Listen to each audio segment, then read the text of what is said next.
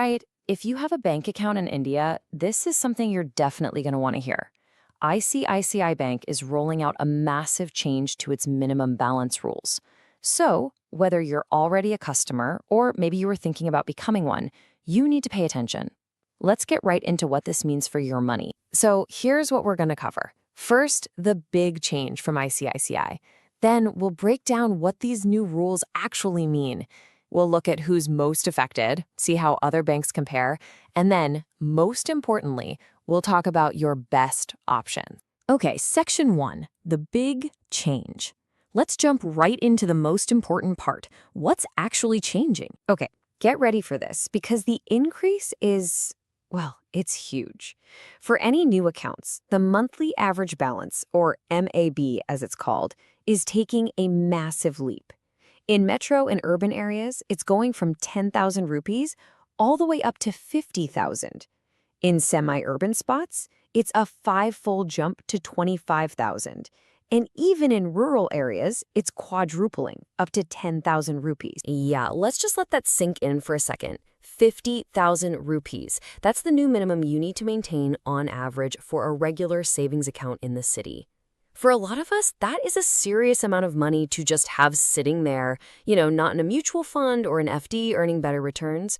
This move really changes the game. It tells you exactly who the bank is trying to attract with its standard accounts now. Now, before you panic, if you're already an ICICI customer, you can breathe a little easier. And this is probably the most important bit of info for you. These new rules only apply to accounts opened on or after August 1st, 2025. So your current account, it's safe. The terms you have now are not changing. All right, Section 2, understanding the new rules. So we know the new limits, but what does monthly average balance really mean? And, what happens if you don't meet it? Let's get into the details. So we keep saying monthly average balance, or MAB. What is that exactly? It's not as simple as having 50,000 rupees in your account on the last day of the month. No, it doesn't work like that.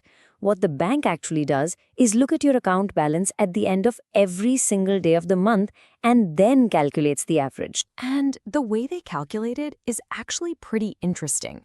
It allows for some, let's say, creative accounting on your part. For instance, to hit that 50,000 rupee MAB in a 30-day month, you could, in theory, have 15 lakh rupees in your account for just one single day, and nothing for the other 29 days. It's all about the average. The formula is simple. They just add up your closing balance from each day and then divide that total by the number of days in that month. Okay, but what if you fall short? What's the damage? Well, the penalty is 6% of whatever your shortfall is. But, and this is a really important but, it's capped at 500 rupees. Let's look at an example. Say you're short by 5,000 rupees. Your penalty would be 300 rupees. But what if you're short by a lot more, say 40,000 rupees? 6% of that is 2,400, right?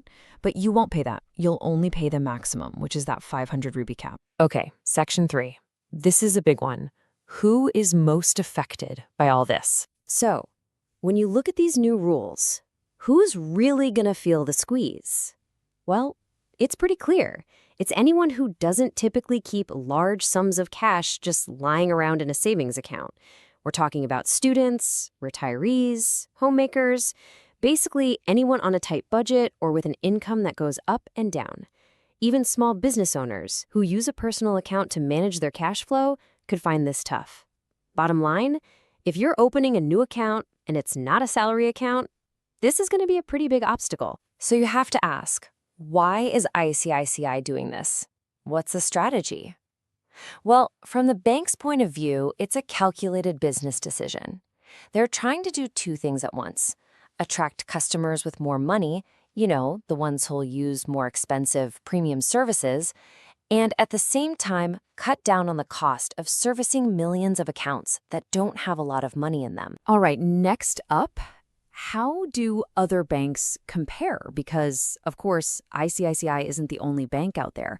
Let's see how they stack up against the competition. And when you put the numbers side by side, the difference is pretty shocking, actually.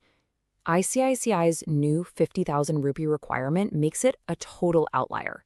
I mean, look at other big private banks like HDFC or Axis. they're still sitting around the 10 or 12,000 rupee mark. And then you've got the public sector giant, SBI, and the digital-first banks like Kotak 811, who are offering accounts with zero minimum balance. It's a huge contrast. Okay, so we've talked a lot about the problem. Let's switch gears and talk about solutions. What can you, personally, do about all this? Let's get into your smart banking options. So here's a quick checklist, your game plan. Number 1, if keeping that high balance is a problem, look into a zero balance account. SBI and Kodak 811 are great places to start. Number 2, if you have a salary account, stick with it. They almost never have these MAB rules. 3, and we said this before, but it's important, if you're an existing ICICI customer, just hang on to your current account. And number 4, this is the golden rule of banking, really, always shop around and compare fees before you open any new account. You know, when you zoom out, this move from ICICI isn't just about one bank's policy. It's really a sign of a bigger shift in the whole industry, a major focus on premium customers. And that leaves us with a really important question to chew on. As more banks head in this direction, what does the future of banking hold for the average person, for the everyday customer?